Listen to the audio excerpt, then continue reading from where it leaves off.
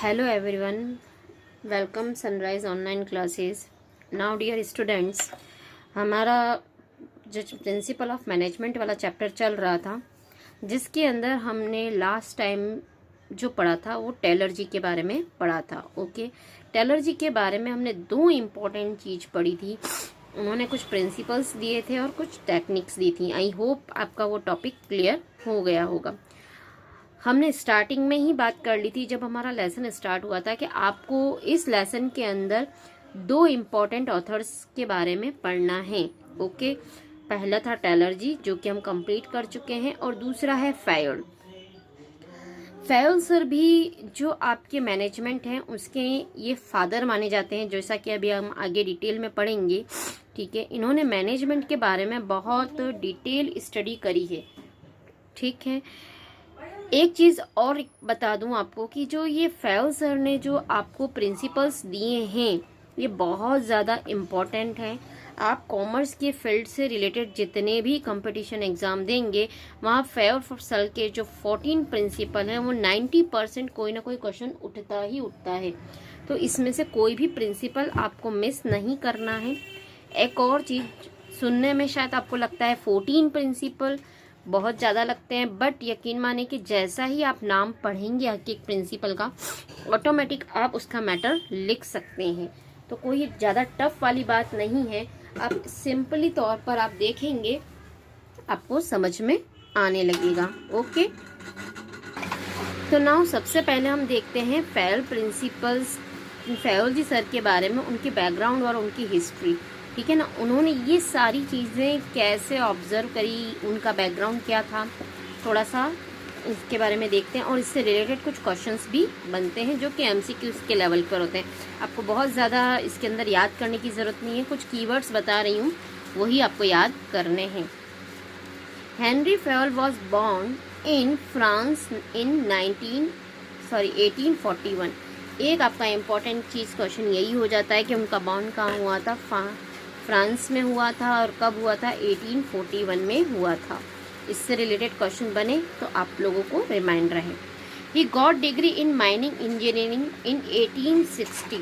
Okay, उन्होंने engineering करी थी कब, 1860, and started working as engineer in a coal mining company. उन्होंने उसके बाद एक कोल माइनिंग कंपनी थी, उन्होंने वहाँ पर एज ए इंजीनियर की पोस्ट पर जॉब स्टार्ट करी। ओके, धीरे धीरे इन 1988 में क्या हुआ, he was promoted the managing director of the company. Okay, 88 में वो उस कंपनी के इंजीनियर से मैनेजिंग डायरेक्टर बन गए। यहाँ तक तो सब ठीक था। हमने तीन चीज़ें पढ़ी मेन। फ्रांस में बॉर्न हुआ 1841 में। ओके, 1841 के बाद जब वो 21 साल के थे तब तक उनकी डिग्री कंप्लीट हो गई 21 साल में। ओके, 21 साल के जस्ट बाद वापस करीबन लगभग हम देख लें 28 साल के बाद, ठीक है ना, 20, वो क्या बन गए, मैनेजिंग डायरेक्टर बन गए। बट जब वो मैनेजिंग डायरेक्टर बने तब क्या हुआ, at that time company was in the situation of insolvency. उस समय कंपनी की सिचुएशन थी इंसॉल्वेंसी। आई होप आपको इसका वर्ड पता होगा। इट मीन्स कंपनी डूब रही थी, कंपनी दिवालिया हो रही थी। ऐसी स्थिति के समय वो प्रमोट हुए थे as a managing director. He accepted the challenge and applies his managerial techniques to bring out the company from his situation and he succeed. उन्होंने जो कंपनी इंसॉल्वेंसी की कंडीशन पर थी, उन्होंने इस चैलेंज को एक्सेप्ट किया और उन्होंने मैनेजरियल टेक्निक्स को अप्लाई करा। उससे जो कंपनी की सिचुएशन थी वो सक्सीड पर आ गई। इट मीन जहाँ वो इंसॉल्वेंसी की कंडीशन थी, अब वो कंपनी बहुत अच्छी सक्सेस पर पहुंच चुकी थी। When he received after 30 years, the company was leading coal steel company with strong financial background. जब उन्होंने ज्वाइन किया, उन्होंने कुछ अपने प्रिंसिपल्स डाले, उसके बाद कंपनी की फाइनेंशियल जो सिचुएशन थी वो बहुत अच्छी स्ट्रांग हो गई थी। ओके, ये तो था उनका कुछ बैकग्राउंड कि उन्होंने क्या क्या काम किया। 4-5 बातें मेन हैं। फ्रांस 1841, 1861 में इंजीनियरिंग कंप्लीट हुई। कॉल स्टील कंपनी को ज्वाइन किया। वहाँ पर वो मैनेजिंग डायरेक्टर पर आए और उन्होंने 30 साल तक काम में उस कंपनी की फाइनेंशियल पोजीशन को बहुत अच्छी स्थिति पर लाकर रख दिया। शॉर्ट में कहानी आप बना सकते हैं। ओके, अब बात करते हैं उनका मैनेजमेंट में क्या कंट्रीब्यूशन रहा। यहाँ पर भी आपको पूरा ऐसा कुछ याद करने की ज़रूरत नहीं है, कुछ चीज़ें आपको पता होनी चाहिए। Henri Fayol become a famous as a father of management study and thoughts. Okay, Henri Fayol को फादर ऑफ मैनेजमेंट कहा जाता है। ये बहुत इम्पॉर्टेंट है, 90% एग्जाम में क्वेश्चन में आता ही आता है। या तो फादर ऑफ साइंटिफिक मैनेजमेंट पूछा जाएगा या फादर ऑफ जनरल मैनेजमेंट भी कहते हैं जिसको, फादर ऑफ जनरल मैनेजमेंट, उसके लिए भी पूछा जा सकता है। साइंटिफिक की बात आए तो टेलर जी को लेकर आ जाइए, और अगर जनरल की बात कही जाए तो हेनरी फेयल को लेकर आए। Okay, he made his clear distinction between technicals and managerial skills. उन्होंने दोनों के बीच को अच्छे से डिस्टिंग्विश किया था। He'd identify the main step in the process of management which are considered the major function of management। उन्होंने क्या किया था, मैनेजमेंट के सबसे पहले मेजर फंक्शंस को आइडेंटिफाई किया था कि जब भी आप मैनेजमेंट करेंगे तो आपको मेन फंक्शंस क्या करने होंगे। और फंक्शन तो अब आपको बहुत अच्छे से रट चुके हैं। मेन फंक्शंस क्या थे, planning, organising, staffing, directing, controlling. Okay, सबसे पहली इनकी स्टेप यहाँ पर थी, बाद में उन्होंने प्रिंसिपल्स क्रिएट किए थे। He developed 14 principle of management which act as guideline for the managers to perform managerial activities. Okay, हम शुरू से टेलर जी के बारे में बता रहे थे कि प्रिंसिपल हमें सिर्फ एक गाइडलाइन देते हैं। एक क्वेश्चन आपको घुमा फिरा कर पूछा जा सकता है, क्या मैनेजमेंट के अंदर प्रिंसिपल्स रिजल्ट्स देते हैं या गाइडलाइन देते हैं। तो ये आपको अच्छे से पता होना चाहिए। गाइडलाइंस देते हैं, वो कोई पर्टिकुलर रिजल्ट्स हमें प्रोवाइड नहीं करवाते हैं। किसको देते हैं, मैनेजर्स को ही देते हैं। ओके, इट मीन्स जो मैनेजरिंग का काम करता है उनको गाइडलाइंस देते हैं। तो कंट्रीब्यूशन में एक बार रिकॉल कर लेते हैं क्या क्या चीज़ मेन थी। फादर हैं ये मैनेजमेंट के। दूसरा, इन्होंने मेन मैनेजमेंट के फंक्शंस बताए हैं 5, जो कि अभी हमने डिस्कस करें, और 14 प्रिंसिपल बताए हैं। और ये प्रिंसिपल क्या करते हैं, गाइडलाइन देते हैं मैनेजर्स को। ओके, नाउ अब हम प्रिंसिपल्स देखते हैं। आज की वीडियो में हम 3 प्रिंसिपल ही देखेंगे, उसके बाद फिर हम और 2 वीडियोस में बाकी के प्रिंसिपल्स कंप्लीट करेंगे। सबसे पहला जो फेयल सर का प्रिंसिपल है वो है डिवीज़न ऑफ वर्क। मेरा एक शुरू से रिक्वेस्ट है आपके लिए कि आप जो भी प्रिंसिपल पढ़ रहे हैं उन्हें याद करने से पहले शब्दों पर जोर दे दें, ऑटोमेटिक, और कुछ कीवर्ड्स दिमाग में रख लें। आराम से आपका डिस्क्रिप्शन भी बनेगा और बहुत इजी टॉपिक है ये आपका, और इंटरेस्टिंग भी है। जैसा कि नाम से ही पता चल रहा है, डिवीज़न ऑफ वर्क। यहाँ पर क्या मीनिंग हो रहा है, वर्क का डिवीज़न करना। ओके, तो इसका हम बहुत बार पहले भी एक एग्जांपल ले चुके हैं। हमने टेलर के बारे में भी जब पढ़ा था तो मैंने आपको बताया था इसमें कि देखिए, हम एक नॉर्मल बैंक का ही एग्जांपल ले लेते हैं। ओके, आप सभी लोग कभी ना कभी तो बैंक गए होंगे। ओके, बैंक की जो आपने वहाँ पर देखा होगा तो कुछ अलग अलग केबिन्स बने हुए होते हैं। ठीक है, इस केबिन पर कुछ नेम प्लेट्स भी लगी होती हैं। जैसे ये हमारे कैशियर साहब बैठे होते हैं यहाँ पर। यहाँ पर पासबुक प्रिंटिंग का काम चल रहा है। ओके, ये कस्टमर सर्विस प्रोवाइड करते हैं। किसी कस्टमर को अलग अलग तरह की सर्विसेज चाहिए या कोई पूछताछ करनी हो तो। और यहाँ एक बैठते हैं क्लर्क साहब। ठीक है, अब देखिए, आप जनरली बैंक में जाते क्यों हैं? अगर आपको कैश डिपॉजिट या विड्रॉल कराना है तो सिंपल सी बात है, आप नेम प्लेट देखोगे, कहाँ जाओगे, कैशियर साहब के पास जाओगे। ठीक। अगर आप अपनी पासबुक लेकर आए हैं, केवल आपको पासबुक प्रिंट करानी है, तो क्या कैशियर के पास जाओगे क्या? नहीं, यहाँ लिखा है पासबुक प्रिंटिंग वर्क, आप यहाँ जाएंगे। तीसरा, अगर आपको इन दोनों में से कोई और काम नहीं है, कोई अल्टरनेट वर्क आता है, जैसे आपको लोन की डिमांड हो गई, एटीएम के लिए अप्लाई करना है, मैसेजेस के लिए फ़ोन में अप्लाई करना है, तो ये नाम से ही पता चलता है कस्टमर को सर्विसेज प्रोवाइड करवाते हैं। लॉकर्स की फैसिलिटी चाहिए, तो आप सीधे कहाँ जाओगे? यहाँ जाओगे। ये बंदा जो भी सारे बैंक से रिलेटेड जितनी भी ऑफिस के फाइल हैं, इन सारी फाइल को ये मैनेज करने का काम करता है, ये क्लर्क साहब है। ओके, तो बैंक के मैनेजर ने क्या करा कि एक बैंक के अंदर सबसे पहले एक्टिविटी फाइंड आउट करी, कौन कौन सी एक्टिविटीज़ होती हैं बैंक में रोज। ठीक है, लोग पैसा जमा कराने और निकालने आते हैं, पासबुक प्रिंटिंग करवाने आते हैं, और छोटी मोटी सर्विसेज के लिए भी आते हैं। तो ऐसे में इस मैनेजर ने, बैंक के मैनेजर ने क्या कर दिया? वर्क का डिवीज़न कर दिया। सबसे पहली स्टेप। ऐसा नहीं है कि कोई भी बंदा उठकर कोई भी काम करने चला जाता है, हर एक बंदे का काम उन्होंने क्या कर दिया? डिवाइड कर दिया।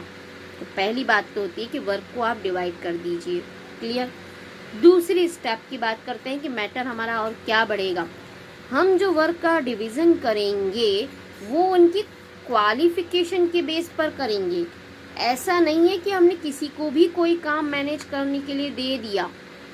ओके, जो कैशियर के काम में निपुण है, ठीक है, जो अच्छे से कैश को हैंडल करना जानता है, रेस्पॉन्सिबल है, ऑथेंटिक है, उसको हम देंगे कैशियर का काम। जो कंप्यूटर का काम बहुत अच्छे से जानता है, उनको हम देंगे पासबुक प्रिंटिंग का काम।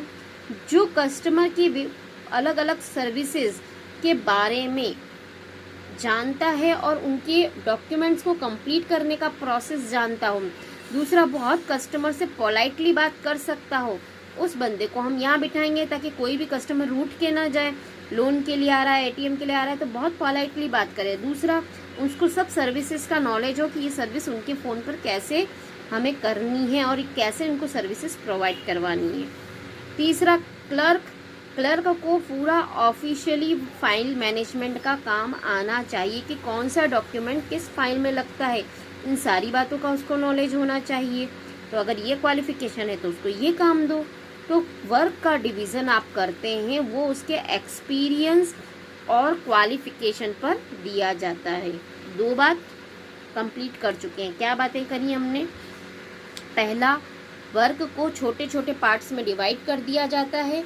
दूसरी बात, ये जो डिवाइडेशन किया जाता है वो क्वालिफिकेशन और एक्सपीरियंस के बेस पर किया जाता है। ठीक, अब ऐसा किया क्यों जाता है? हमारी तीसरा क्वेश्चन ये उठता है। तो तीसरे क्वेश्चन का जवाब ये है कि ऐसा इसलिए किया जाता है, धीरे धीरे वो अपनी स्किल्स में परफेक्शन ले आते हैं। क्योंकि पहली बार जब कोई कैशियर का काम करने बैठेगा तो स्लो काम करेगा, पर धीरे धीरे उसकी स्पीड कैश पर वर्क करने की इतनी फास्ट हो जाती है कि उसमें उस काम को लेकर इफ़िशियंसी आ जाती है। जो काम करने में पहले उसको 10 मिनट लगते थे, अब धीरे धीरे उसका लेवल 5 मिनट पर आ जाता है। तो एक ही काम को करते करते आप परफेक्शन पा जाते हैं और उससे टाइम जो है कम लगने लगता है। इसीलिए वो कहते थे कि वर्क को डिवाइड करके फिक्स कर दीजिए। ओके, नाउ थ्योरी देख लेते हैं हमने क्या क्या इसमें कहा है फैल जी सर ने। आप चाहें तो पूरा पैराग्राफ बना के लिख सकते हैं, बट आपको ये याद रहे इसलिए मैं थोड़ा इसको अलग अलग पॉइंट में क्लेरिफाई कर लेती हूँ, ताकि आपको कुछ कीवर्ड मिल जाएं कि हम हमारे मैटर को कैसे बड़ा कर सकते हैं। According to this principle the whole work be divided into small task or unit, and instead of assigning the capability, qualification and experience of person. Okay, यहाँ पर इस प्रिंसिपल के अकॉर्डिंग सारे वर्क को स्मॉल टास्क में divide किया जाता है। ओके, डिवाइड करने के बाद हम क्या करेंगे? असाइन करेंगे। किसको? किस बेस पर? कैपेबिलिटी, क्वालिफिकेशन एंड एक्सपीरियंस के बेस पर इसको असाइन किया जाता है। ओके, जैसा कि अभी हमने बैंक के एग्जाम्पल में देखा। When a person is performing a part of job again and again, he will become perfect and specialized in doing that and the efficiency level will improve. जो भी पर्सन उस पार्ट जॉब को बार बार करता है तो धीरे धीरे उसके काम में परफेक्शन और स्पेशलाइजेशन आ जाएगा, उसका एफिशिएंसी लेवल क्या हो जाएगा, इम्प्रूव हो जाएगा। Okay, Fayol said not only the factory work but the technical managerial skills job should also be divided into small segment for specialization। वही कहते हैं कि खाली फैक्ट्री वर्क में ही ऐसा नहीं होता है, मतलब कोई भी ऑर्गेनाइजेशन में आप चले जाइए, चाहे वो टेक्निकल हो, चाहे मैनेजरियल हो, चाहे स्किल्स के जॉब्स हो, सबके अंदर वर्क को डिवाइड करना कंपलसरी होता है जिससे कि स्पेशलाइजेशन आ सके और काम की स्किल्स इम्प्रूव हो सकें। ओके, 3 मैटर आई थिंक तीनों में आपको याद हो गया होगा। पहला उन्होंने कहा था काम को डिवाइड करो किसके बेस पर, कैपेबिलिटी एंड क्वालिफिकेशन एक्सपीरियंस के बेस पर। ओके, ऐसा करने से क्या होगा, उनमें स्पेशलाइजेशन आ जाएगा और इफिशिएंसी इम्प्रूव हो जाएगी। तीसरी बात उन्होंने कहा था कि ऐसा काम खाली फैक्ट्री में नहीं होता, सभी जगह किया जा सकता है, चाहे टेक्निकल डिपार्टमेंट हो, चाहे मैनेजरियल डिपार्टमेंट हो, चाहे स्किल्स जॉब वाला हो, कहीं पर भी आप ऐसा वर्क का डिवीजन कर सकते हैं। ओके, अब हर एक प्रिंसिपल में हम 2 बातें और पढ़ने वाले हैं, पॉजिटिव इफेक्ट और वायलेशन ऑफ दिस प्रिंसिपल। मतलब अगर आपने इस प्रिंसिपल को फॉलो किया तो आपकी ऑर्गेनाइजेशन में क्या इफेक्ट आएंगे, और अगर आपने वायलेशन किया तो क्या इफेक्ट आएंगे। ये आपका हर एक प्रिंसिपल के ऊपर कोई छोटा क्वेश्चन बन सकता है, और अगर पूरा ही ऐसे टाइप क्वेश्चन आता है तो प्लीज़ ये चीज़ ज़रूर बताएं कि आप इस प्रिंसिपल को फॉलो करेंगे तो आपको क्या बेनिफिट मिलेंगे। तो अगर आपने ऊपर का मैटर अच्छे से कर लिया है तो इसे याद करने की ज़रूरत नहीं है, आप सेल्फ लिख सकते हैं इसके बारे में। आप सिंपल सी बात बताओ, अगर हम पॉजिटिव इफेक्ट की बात कर रहे हैं तो हमने ऊपर की 3 लाइनों में पढ़ा था। पहला पॉजिटिव इफेक्ट क्या आएगा, पर्सन के अंदर पर्सन क्या हो जाएगा, स्पेशलिस्ट हो जाएगा और इसकी इफिशिएंसी क्या होगी, इम्प्रूव होगी। इसी में से हमने निकाला। और अगर आप बात करते हैं वायलेशन, अगर हमने इस चीज़ को फॉलो नहीं किया तो क्या होगा, तो जस्ट इसके अपोजिट वर्ड बना दीजिए, लैक ऑफ एफिशिएंसी होगी, नो स्पेशलाइजेशन, मतलब कोई भी वर्कर ऐसा किसी फील्ड में स्पेशलाइजेशन मिलेगा ही नहीं। दूसरा, chance of duplication of work, ऐसी स्थिति में क्या होगा, डुप्लीकेशन ऑफ वर्क होने की संभावना है। कैसे, इसको भी देख लेते हैं। जस्ट माना यहाँ पर ये बैंक के कामों को डिवाइड नहीं कर रखा है, तो हो सकता है कोई भी बंदा कोई भी काम करने बैठ सकता है। तो यहाँ पर सपोज मान के चलो पासबुक्स पड़ी है कस्टमर्स की, तो ये बंदा अपनी पासबुक सारी प्रिंट करके गया, बट यहाँ काम का डिवाइडेशन नहीं था, तो ये वर्कर भी आकर दोबारा क्या करने लग जाएगा, पासबुक प्रिंट करने लग जाएगा। तो एक ही बार में 2 काम होने लगे, जो कि टाइम का वेस्टेज हुआ, मशीन का वेस्टेज हुआ, ठीक है ना, और गलत काम हुआ जो अलग। तो ऐसी स्थिति में अगर आप वायलेशन करते हो तो वर्क का डुप्लीकेशन होना भी स्वाभाविक है। क्लियर, आई होप आपको फर्स्ट प्रिंसिपल अच्छे से समझ में आ गया होगा, आप लिख सकते होंगे। नाउ अब बात करते हैं सेकंड प्रिंसिपल, वो है आपका ऑथोरिटी एंड रेस्पॉन्सिबिलिटी। ये क्या चीज़ है, ऑथोरिटी का मीनिंग क्या होता है, सबसे पहले तो आप बताओ मुझे। ऑथोरिटी का मीनिंग होता है कि पावर, ठीक है ना, आपके पास कोई भी डिसीजन लेने की पावर है, उसको हम कहते हैं ऑथोरिटी। तो दूसरी बात होती है रेस्पॉन्सिबिलिटी। क्या होती है रेस्पॉन्सिबिलिटी, मतलब हमारी कोई ऑब्लिगेशंस हो जाती है कि ये काम तो हमें कंप्लीट करना ही करना है। तो यहाँ पर फैयल सर का कहना क्या चाहते थे ऑथोरिटी और रेस्पॉन्सिबिलिटी के बेस पर, उनका मेन यहाँ पर ये कहना ये था कि आप जिस किसी बंदे को, माना कोई ये बंदा है, इसको आपने कोई एक वर्क दिया है या कोई रेस्पॉन्सिबिलिटी दी है, ठीक है ना, कोई रेस्पॉन्सिबिलिटी दी है कोई वर्क करने के लिए, ठीक है, तो क्या उस रेस्पॉन्सिबिलिटी के साथ उसको ऑथोरिटी भी देनी होगी कि बिना ऑथोरिटी के वर्क कर सकता है? आपका जवाब क्या होता है, नो, बिना ऑथोरिटी के कोई रेस्पॉन्सिबिलिटी पूरी नहीं की जा सकती। जस्ट माना ये एक टीचर है, ओके, इस टीचर के सिर पर ये रेस्पॉन्सिबिलिटी डाली गई है कि मुझे आपके साथ में मान के चलें, इस टीचर को ये रेस्पॉन्सिबिलिटी दी है कि आपके बिजनेस स्टडीज़ के अंदर 90% बच्चों के जो मार्क्स हैं वो फर्स्ट डिवीज़न अप आने चाहिए।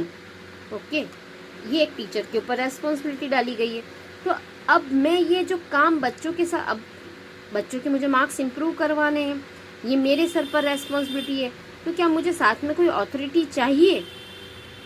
बिल्कुल, मुझे अथॉरिटी चाहिए कि मैं स्टूडेंट्स के साथ सभी तरीके का कम्युनिकेशन कर सकूं, उसे 2 थप्पड़ भी मार सकूं। इतनी अथॉरिटी भी चाहिए ना, अगर बच्चा मेरी बात नहीं मान रहा है। बट अगर आप हाथ बांध देते हैं कि आप बच्चे को कुछ भी नहीं कहेंगे, डांटेंगे भी नहीं, मारेंगे भी नहीं, तो क्या हम यहाँ स्केल को कवर कर पाएंगे? नहीं कर पाएंगे ना। तो ये चीज़ तो हमें चाहिए कि रेस्पॉन्सिबिलिटी के साथ भी अथॉरिटी हो। बच्चों से बात करने का हमारे पास अथॉरिटी होनी चाहिए, उन्हें डांटने की अथॉरिटी होनी चाहिए, उनको मारने की अथॉरिटी होनी चाहिए। बट इस अथॉरिटी का लेवल, अब मैडम आप क्या बात कर रहे हो, मारने की बात कर रहे हो? अरे मारने की बात कहिए तो अथॉरिटी में ये एक अथॉरिटी की लिमिटेशंस भी आती हैं। इट मीन्स रेस्पॉन्सिबिलिटी और अथॉरिटी का बैलेंस जो है इक्वल होना चाहिए। जितनी रेस्पॉन्सिबिलिटी है उतनी ही अथॉरिटी दो। क्यों? क्योंकि अगर मैंने मारने की आपको अथॉरिटी दे रखी है तो ऐसा नहीं है कि आप डंडे से मार दें, चाकू लेकर आ जाएं, बंदूक से गोली से उड़ा दें। बच्चों में डर, दूसरे बच्चे नहीं पढ़ते होंगे तो भी पढ़ने आ जाएंगे, है ना। तो अथॉरिटी का लिमिटेशंस भी होना चाहिए। इट मीन्स एक नॉर्मल सी बात कहें, रेस्पॉन्सिबिलिटी ज़्यादा है और अथॉरिटी कम है तो काम सेटिस्फाइड तरीके से नहीं होगा। बट अथॉरिटी ज़्यादा है और रेस्पॉन्सिबिलिटी कम है तो पावर का क्या होने लग जाएगा? मिसयूज हो जाएगा। इट मीन्स वो अथॉरिटी के बेस पर कहेगा जो हूँ मैं हूँ, मेरी ही हर बात आपको माननी है, तो वो क्या करने लगेगा? अथॉरिटी का मिसयूज करने लगेगा। तो फैल सर का ये कहना था कि अथॉरिटी और रेस्पॉन्सिबिलिटी का बैलेंस इक्वल होना चाहिए, ना ही कम होना चाहिए और ना ही ज़्यादा होना चाहिए। देख लेते हैं। Authority means power to take decision. Okay. Responsibility mean obligation to complete the job assign on time. Responsibility का मीनिंग भी मैंने समझा दिया था कि एक ऑब्लिगेशन होती है, मतलब एक हमारा कर्तव्य होता है कि जो भी हमें टास्क दिया जा रहा है वो हम टाइम पर कंप्लीट करें। According to this principle there must be balance between authority and responsibility. ये प्रिंसिपल कहता है कि अथॉरिटी और रेस्पॉन्सिबिलिटी के बीच में बैलेंस बरोबर होना कंपलसरी है। अगर बैलेंस बरोबर नहीं होगा तो हमें क्या प्रॉब्लम्स आएंगी? Excess of authority without matching responsibility bring negative results. अगर आपने अथॉरिटी ज़्यादा दे रखी है, रेस्पॉन्सिबिलिटी कम कर रखी है, तो आपके रिजल्ट्स क्या होंगे? नेगेटिव्स आएंगे। And excess of responsibility without matching authority will not allow worker to complete his job. अगर आपने यहाँ पर रेस्पॉन्सिबिलिटी ज़्यादा दे दी है और अथॉरिटी कम दी है तो वो अपना काम समय पर पूरा नहीं कर पाएगा। Okay, not on time. Okay, it means फिर आप बात करते हैं पॉजिटिव इफेक्ट और वायलेशन। ये तो थोड़ा बहुत अब आप भी बताएंगे मुझे साथ साथ में। उससे पहले मैं आपको थोड़ा सा रिकॉल कर लेती हूँ कि हमें क्या क्या लिखना है। सबसे पहले हमें अथॉरिटी का मीनिंग बताना है, ठीक है। दूसरा हमें रेस्पॉन्सिबिलिटी का मीनिंग बताना है। तीसरा हमें इसका बैलेंस बताना है। और चौथे पॉइंट में ये बात बतानी है कि बैलेंस क्यों ज़रूरी है। क्यों? क्योंकि अगर दोनों में अगर हम कंपैरिजन करते हैं, इट मीन्स हम रीज़न बताएंगे। रेस्पॉन्सिबिलिटी ज़्यादा है तो क्या होगा, अथॉरिटी ज़्यादा है तो क्या होगा। आई होप ये आपने एक्सप्लेन कर दिया तो ये सारा मैटर क्रिएट हो जाएगा। अब बात करते हैं पॉजिटिव इफेक्ट की। सबसे पहली बात, अगर हमने इस प्रिंसिपल को फॉलो किया तो सिंपल सी बात है, नो मिसयूज ऑफ अथॉरिटी। अगर आपने दोनों का लेवल बराबर रखा है तो अथॉरिटी का कोई मिसयूज नहीं होगा। Help in meeting responsibility on time without any delay. और अगर आपने इन दोनों का बैलेंस क्लियर रखा है तो आपने जो भी वर्क दिया है, जो भी रेस्पॉन्सिबिलिटी दी है, वो टाइम पर कंप्लीट होगी। Now third, violation of principle. इससे क्या होगा? Delay in work due to less authority. अगर आप इस प्रिंसिपल को फॉलो नहीं करते हैं तो वर्क टाइम पर कंप्लीट नहीं होगा। Misuse of authority due to excess authority. अगर आपने एक्सेस में अथॉरिटी दे रखी है तो अथॉरिटी का मिसयूज होगा, ये भी हमने बात उस पर पढ़ी थी। Overburden with work with access of responsibility. अगर आपने रेस्पॉन्सिबिलिटी ज़्यादा कर रखी है तो वर्क एज अ बर्डन की तरह लगेगा और टाइम पर भी कंप्लीट नहीं होगा। आई होप जैसा इस प्रिंसिपल का नाम है वैसा ही उसका एक्सप्लेनेशन है। मुझे नहीं लगता कि आपको इसको याद करने में कोई दिक्कत आएगी। सिर्फ सिंपल सी बात है कि 1 से 2 बार पढ़ने के बाद आप ज़रूर अपने आप को इसका आंसर सुनाइए। नाउ आज की वीडियो में एक लास्ट हम और एक्सप्लेन करने जा रहे हैं डिसिप्लिन। ये डिसिप्लिन की का जो प्रोसेस है ना, इससे आप बहुत बार गुजर चुके हैं। क्यों? क्योंकि स्कूल की जो लाइफ होती है वो मोस्ट ऑफ आपने डिसिप्लिन की लाइफ ही देखी होगी, है ना।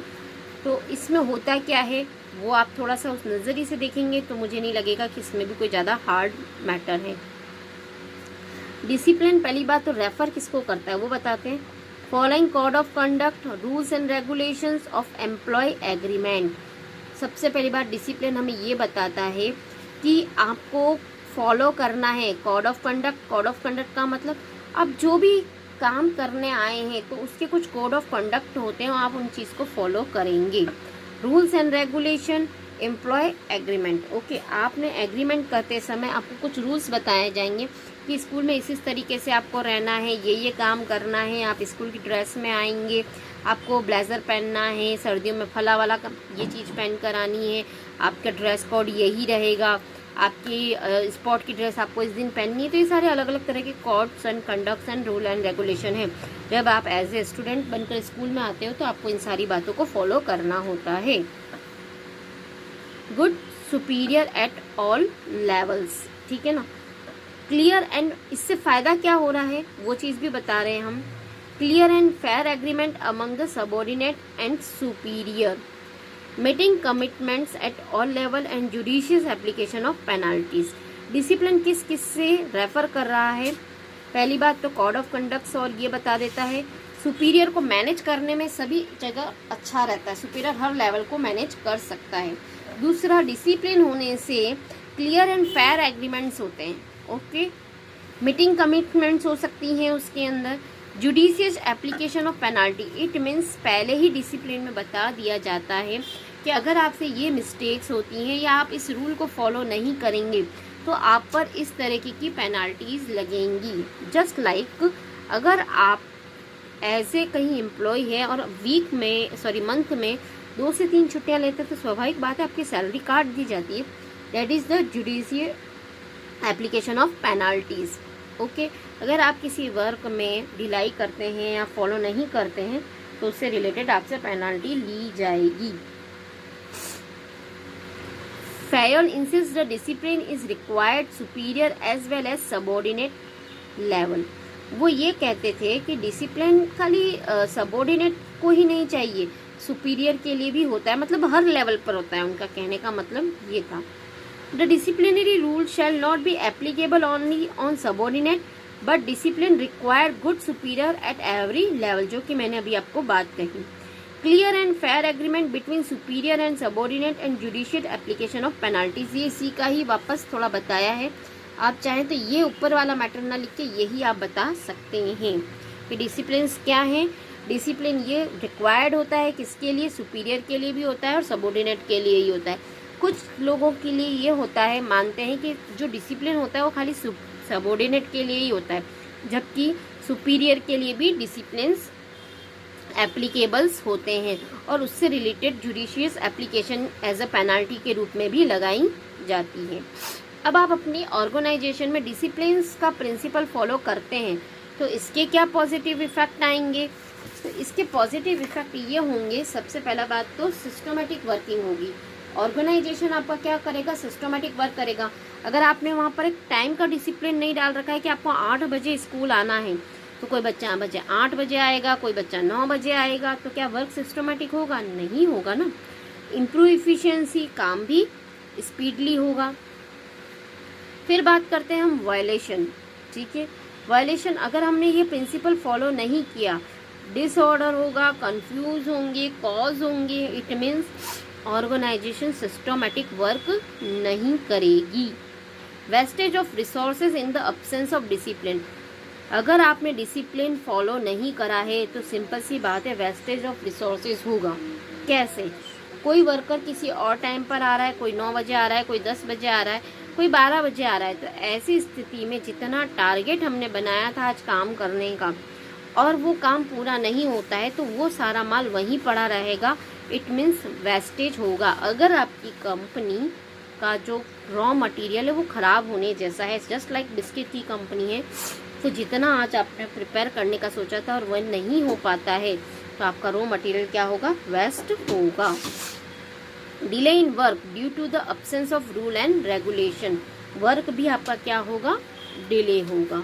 ओके, आई होप आपको तीनों ही याद हो गए होंगे। सबसे पहला हमने पढ़ा था डिवीजन ऑफ वर्क, दूसरा ऑथोरिटी एंड रेस्पॉन्सिबिलिटी, तीसरा डिसिप्लिन। ओके, नाउ आगे की वीडियो में हम इसके बाकी की और पढ़ेंगे। Now thank you very much.